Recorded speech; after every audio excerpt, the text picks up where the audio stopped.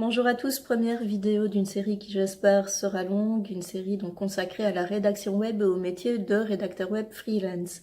Aujourd'hui, je vais répondre à une question que se posent pas mal d'aspirants rédacteurs web, et du moins j'espère que beaucoup d'entre vous se la posent. Si vous êtes dans le cas, vous êtes salarié, et la question c'est, voilà, j'ai un travail fixe, stable, sûr, qui me rapporte un salaire chaque mois. Est-ce que je dois le laisser tomber pour devenir rédacteur web? Alors là, c'est pas à moi de vous dire oui, vous devez ou non, vous devez pas. Tout ce que je veux vous dire, c'est que le métier de rédacteur web, déjà, on va un petit peu démystifier l'histoire. Quand vous êtes freelance, non, vous n'êtes pas totalement libre. Donc, vous êtes libre de choisir vos missions. Et quand on débute, on a rarement le choix de ses missions. Donc, ça, déjà, c'est un gros point que je tenais à éclaircir. Ensuite, on ne facture pas toujours très très haut au départ, hein. Il faut quand même le temps d'acquérir une certaine maturité dans son écriture, dans son approche du métier. Donc voilà, les débuts risquent d'être un petit peu difficiles. Donc déjà, ce qu'il faut savoir, c'est que quand on est rédacteur, et qu'on débute dans le métier, la première chose, vous allez vous guider vers des plateformes de rédaction. Donc là, vous allez aller sur les plateformes de rédaction et c'est vrai que la rémunération est très très basse. Avec ça, soyons clairs, si vous avez un emploi stable et que vous envisagez de devenir rédacteur web en allant travailler uniquement sur les plateformes de rédaction, vous n'arriverez jamais, jamais à gagner votre vie correctement. C'est humainement impossible. Tout simplement parce que le système est fait d'un niveau de cotation où pour atteindre une rémunération un petit peu plus élevée, vous devez avoir une très bonne cotation et pour pouvoir conserver cette cotation, vous allez devoir tout de même faire de votre mieux en termes rédactionnels. Donc, il est quasiment impossible d'écrire très très vite et de gagner très bien. Même sur une plateforme de rédaction, ça on oublie, c'est pas possible.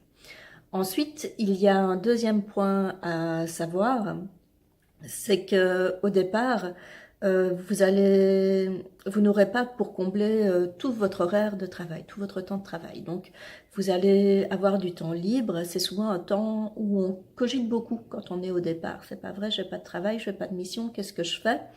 Donc là, vous devez aussi vous demander, est-ce que je serai capable de prospecter, de trouver des clients hors de ces missions de rédaction? Donc ça va demander un engagement de votre part sur les réseaux sociaux, ça va demander un engagement de votre part en termes de visibilité sur Internet, donc peut-être la création d'un site web. Avez-vous les fonds nécessaires pour vous faire construire un site web ou les compétences nécessaires pour vous créer vous-même, développer vous-même votre site web pro? Donc ça, c'est déjà quelque chose. Ensuite, il y a votre personnalité. Donc, allez-vous tous les matins avoir le courage de vous lever, d'aller vous mettre devant votre ordinateur et pendant 8 heures, écrire? Voilà. Alors, oui, j'aime écrire. Ça, c'est ce qu'on me dit souvent. Mais moi, j'adore écrire. Je mourrais d'envie qu'on me paie pour écrire. Super, super, super. Sauf que, très sincèrement, c'est pas toujours très folichon ce qu'on écrit.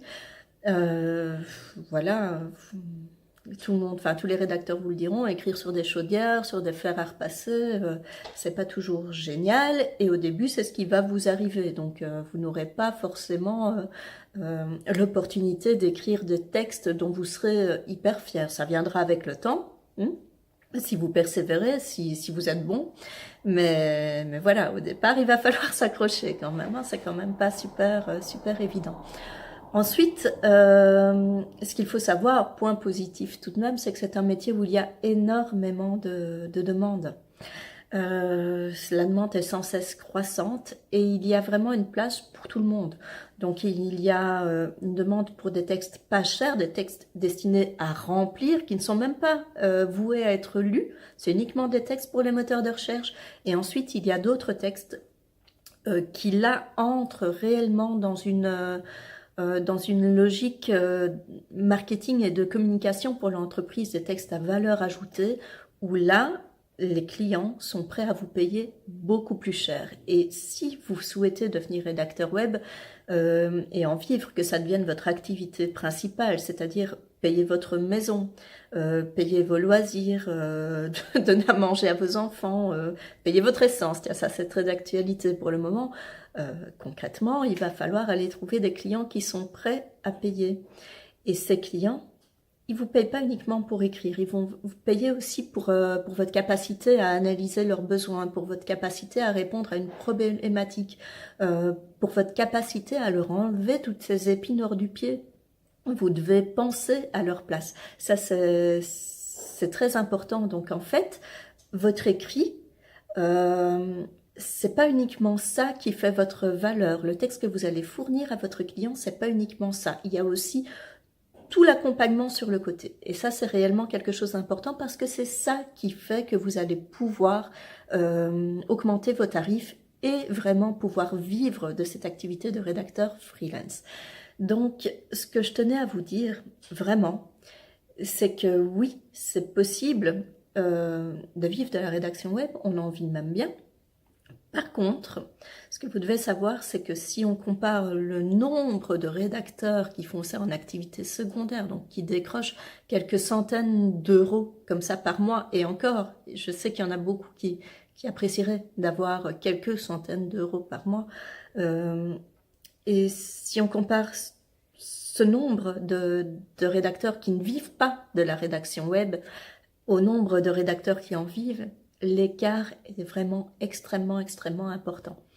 Donc, il va falloir vous démarquer. C'est quelque chose de possible, mais qui demande énormément de travail, que ce soit en termes de formation. Hein. Il faut être bon dans ce que vous faites. Là, voilà. Il faut avoir une certaine curiosité pour le monde numérique. Il faut avoir une bonne connaissance générale, je dirais, et être capable de comprendre toutes les problématiques d'une entreprise. Donc, c'est-à-dire, ils veulent vendre, voilà, hein, vous êtes une entreprise, vous aussi vous êtes entrepreneur, vous voulez vendre.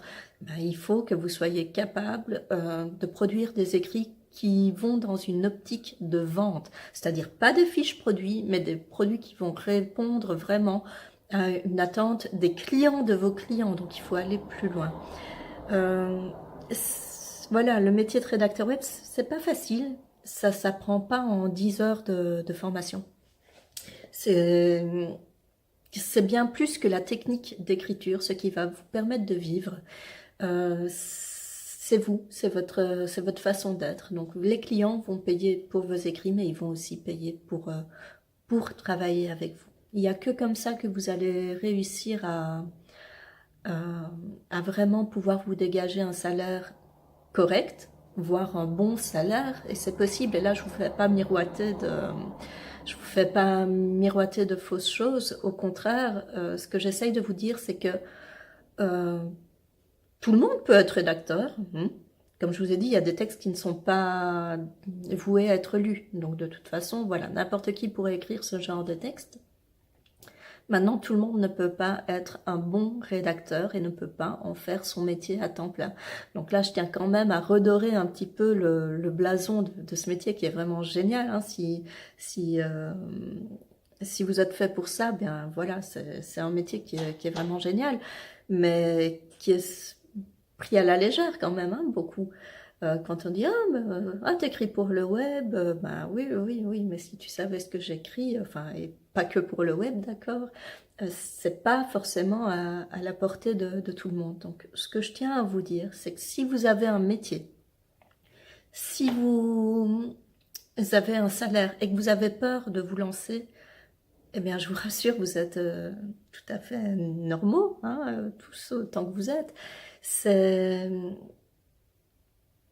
Voilà, réfléchissez bien avant de vous lancer. Testez le métier sur le côté. Donc, allez voir un petit peu sur les plateformes de rédaction, voir si vous êtes prêt à travailler autant de temps, à vous impliquer autant pour la rémunération qu'on vous propose. Prenez le temps de développer votre propre site internet, de développer votre présence sur les réseaux sociaux. Un autre conseil, rapprochez-vous de rédacteurs. Donc, il y a des groupements de rédacteurs qui se forment, il y a des plateformes de rédaction un peu plus qualitatives qui payent un peu plus cher. allez explorer tout ce monde-là avant de lâcher votre travail. Et si vraiment vous voyez que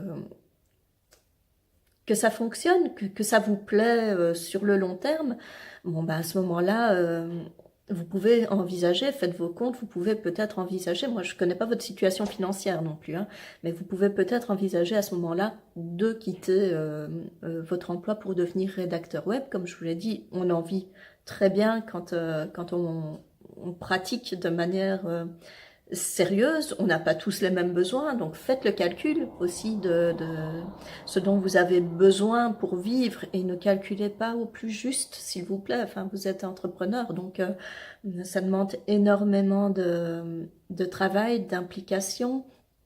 Maintenant, il y a des tas, voilà, il y a des tas d'avantages à être freelance, la liberté, mais je remets bien les choses au plat. La liberté, moi, c'est la liberté d'horaire. Donc, mon temps de travail est réparti sur l'entièreté de la semaine, tout simplement parce que j'ai des enfants qui font beaucoup de sport et que, voilà, c'est quelque chose que je tiens quand même à conserver pour eux.